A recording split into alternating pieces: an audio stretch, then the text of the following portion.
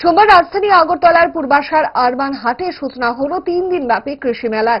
রাজ্যভিত্তিক এই কৃষি মেলার আসরে রাজ্যের নানা প্রান্তের কৃষকদের সঙ্গে আসাম ও মিজোরামের 6টি স্টল খোলা হয়েছে।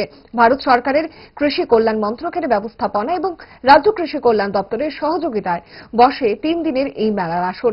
মেলার উদ্বোধনে ছিলেন রাজ্যের মন্ত্রী রতনলাল নাথ, সাংসদ রাজু ভট্টাচার্য, পুর নিগমের মেয়র দীপক মজুমদার সহ কৃষি দপ্তরের অন্যান্য উচ্চপদস্থ আধিকারিকরা।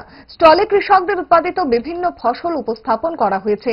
মেলার উদ্বোধন করে মন্ত্রী রতনলাল নাথ কৃষক কল্যাণে রাজ্য সরকারের নানা পদক্ষেপের কথা তুলে ধরেন। কৃষকদের আয় ছিল, আমরা আসার আগে এর আছে কৃষকদের আয় ছিল মাসে 6,580 টাকা।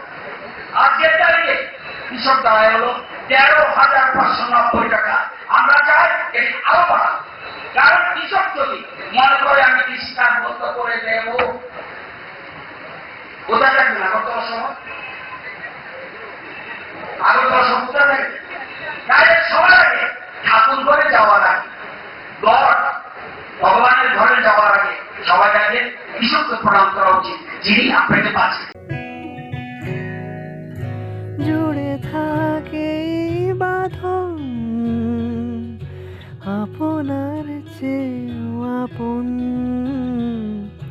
জুড়ে থাকে বাঁধন আপনার চেয়েও আপন, আপনার চেয়েও আপন। স্বর্ণ কমল